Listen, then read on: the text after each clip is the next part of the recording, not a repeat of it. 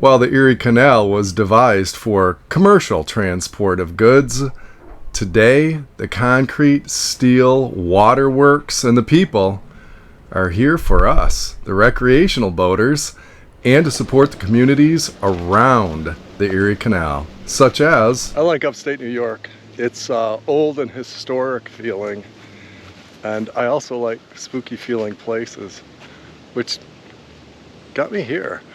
The scenic Overlook Mansion in Little Falls, New York. This place feels haunted. So I don't go out and chase ghosts, but and I don't even know that they exist. But if they did, they'd live here. Wow.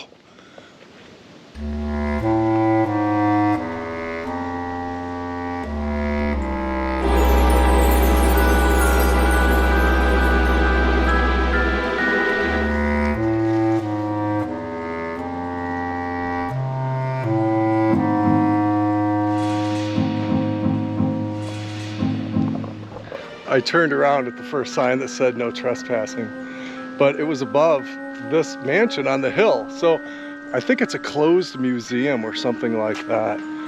It's definitely cool and really spooky.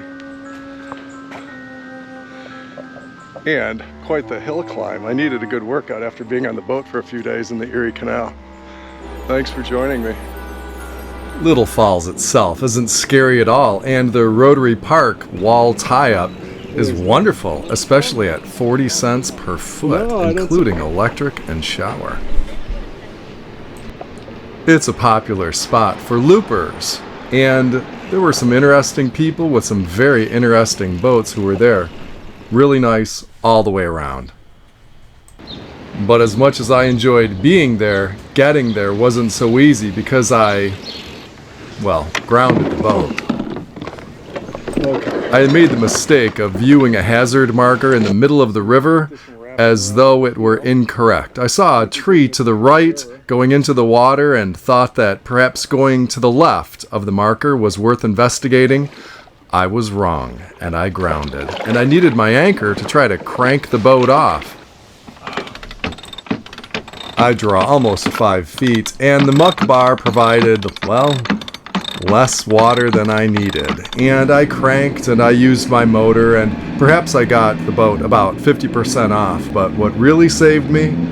A kind boater stopping and hauling me off.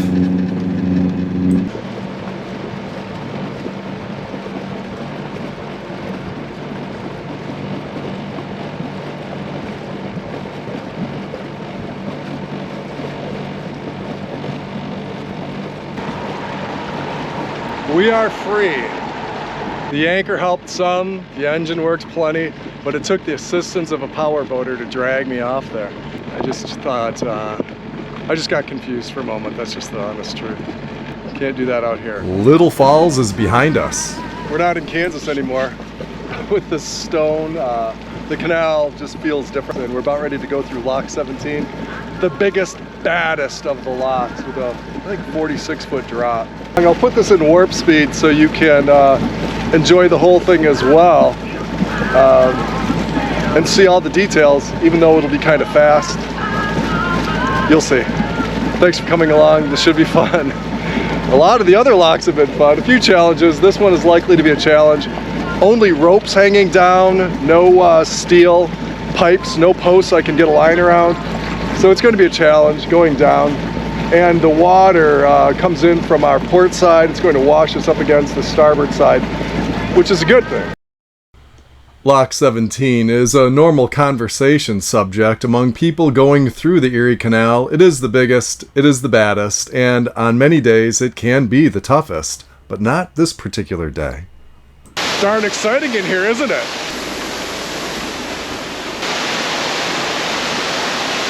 Where's Norm when I need him? You have to go back to the Welland Canal episode to meet Norm. Holy cannoli.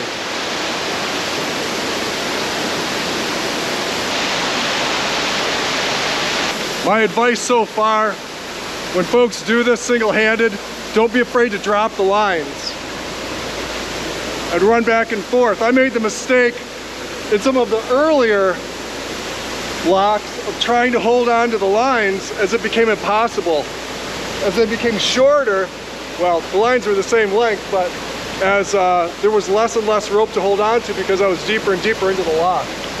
Drop the line, run back and forth if you have to, so that you've got leverage. Leverage matters.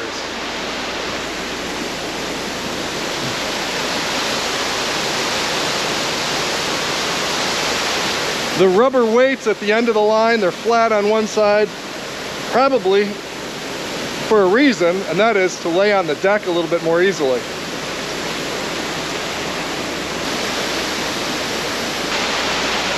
And I'm so glad that really didn't have any big issues there. The lock master there is very good at what he does, of course, and understands people approach this lock with anxiety, but that's the big bad, lock 17. I feel like we slayed it.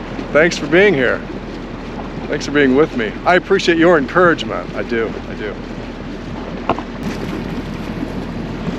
Lock 17 waiting for its next victim.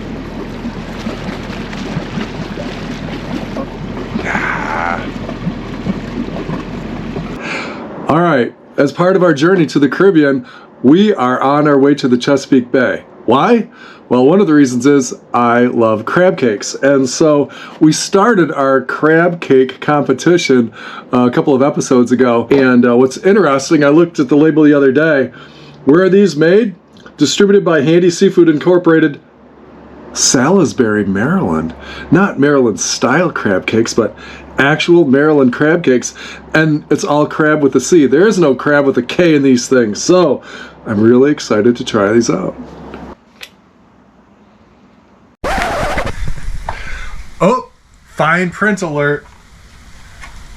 Maryland distributed crab cakes, and I'm sure Handy Company is just fine, but we'll be doing business with the fine country of Thailand tonight. Product of Thailand, distributed by a company in Salisbury, Maryland, Handy Seafood Incorporated. Great, but just for clarity, we are doing business tonight with Thailand. These crabs did not come from Maryland, but the company is based there. So we continue looking for the real deal in Maryland when we reach the Chesapeake Bay.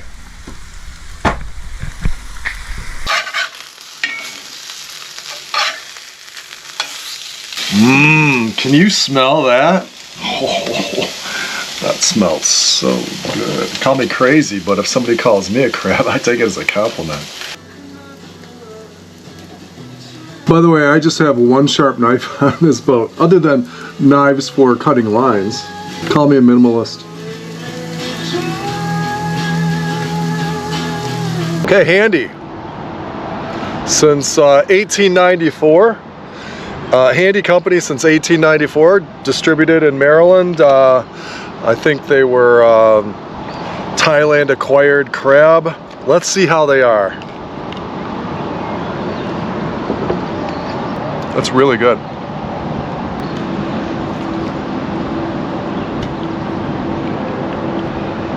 I like it. A little bit on the salty side.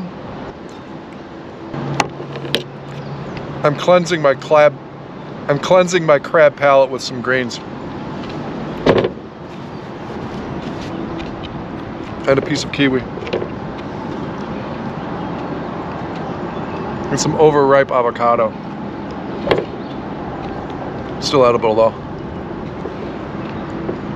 One more time. Purchased at Wegmans Market. A supermarket chain in New York, and I don't know where else. On the soft side, I like my crab cakes a little bit more dense. I did cook these thoroughly. Don't want to undercook your seafood now. And I don't have anything bad to say about them. They're excellent. Still looking forward to getting to Maryland so that I can try the crab that comes right off the boat and is delivered to the restaurant 20 minutes before it hits the table. I'll let you know how that goes as soon as I can. But there will probably be a few more crab cakes between here and there. And I'll let you know what I find so that you can enjoy them too. Having eaten some groceries, I needed to stop in Schenectady, New York to replenish my supply of groceries. I stopped at the Schenectady Yacht Club. Very nice people there. Ryan and Tim came out to assist me at the dock. Ryan and his wife Amy have a beautiful family and were very kind to me while I was there. Really terrific people in Schenectady and some beautiful neighborhoods.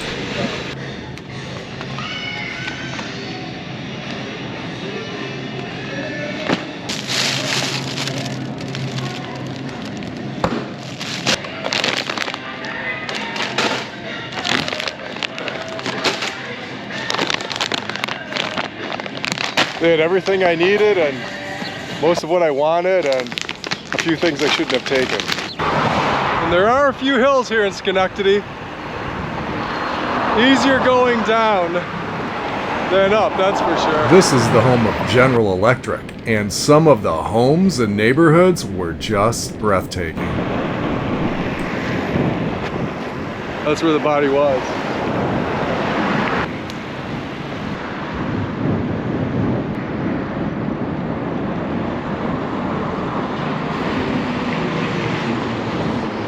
Woo!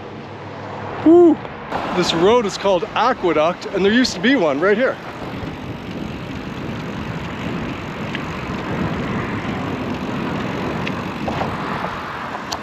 Cool, looks Roman.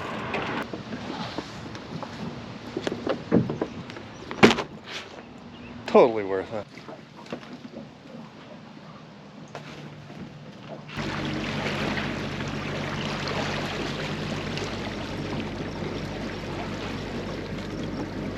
Good morning. Good morning, how you doing? Doing great, I hope you're doing great too. Nice to see you. Sailors out on the open sea are always tweaking lines and adjusting sails and adjusting the course. So when we're confined to a canal like the Erie here, what do we do with our extra time?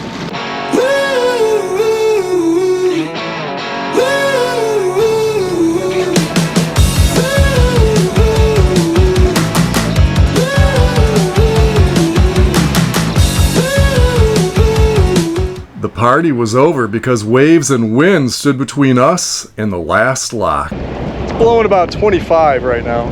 Little mini whitecaps as we approach the dam and lock number 7 outside of Schenectady, New York. Man, it's a tough call. I almost feel like not doing it. But I did. With the boat going in at the surface and being unable to reach down and get a line around one of the cables, I had to throw a line to the white-shirted gentleman standing there named Greg. The wind was just impossible until I could get the boat down low enough in the lock that I could take control of it. And for me, going up in locks ended up being easier. Lock 7. You guys cracked me up. Good job. That's fun stuff. Where are you going? Oh, fantastic. Have a good time. We've got 6 locks, 5 locks in 45 minutes. The lock master said we can make the entire flight if we hurry, and I'm cranking. We are in lock 6. It's not too bad. We've got Leroy from Jamaica helping us out, and I'm grateful that the lock master is going to make sure that I get through all the locks before they close tonight. He's a good dude. Thank you, Leroy. We haven't had a cable in a while,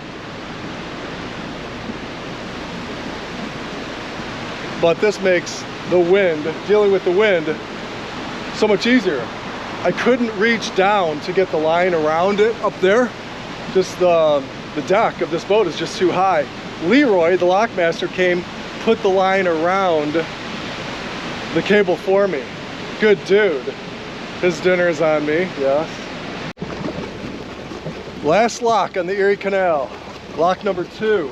It's windy, it's been tough these last few. We like to tie up on starboard to our right, but the wind, as you can see with the flags, the wind is blowing from right to left. That's a real challenge for us. Okay, so far so good. Mike is dropping me like a rock. Open, says me. The Hudson River awaits. The Erie Canal is almost behind us. When the lock doors opened, I was at the end of the Erie Canal in Waterford, New York, where they have basically a free tie-up. $10 a day for electricity and another $5 for the shower. You can't beat that. But it was time for me to talk about lessons learned on this journey that others may appreciate.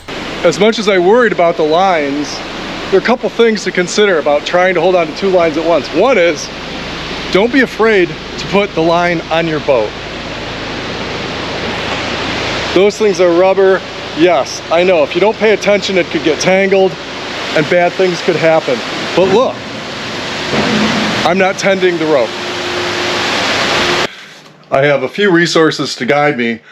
The best one is this map. There are 4 maps in this series, and they are printed by the New York State Canalway. It's their water trail map. This stuff is great. The Looper's Companion is terrific. It's by Captain John. It just gives great advice on where to stop and what to find along the way. I appreciate so many of you, like Luke here, accompanying me on the journey. What's around the corner may surprise you, but I have one last question for you. I guess we should all get to know each other. In comments, send me a name for the new drone.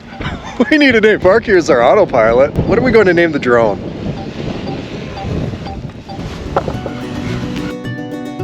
We still have to collect our mast and step it on Stir Crazy, but there will be sailing ahead in the not too distant future, and yes, we will be on the ocean. Thanks again, I'll see you soon.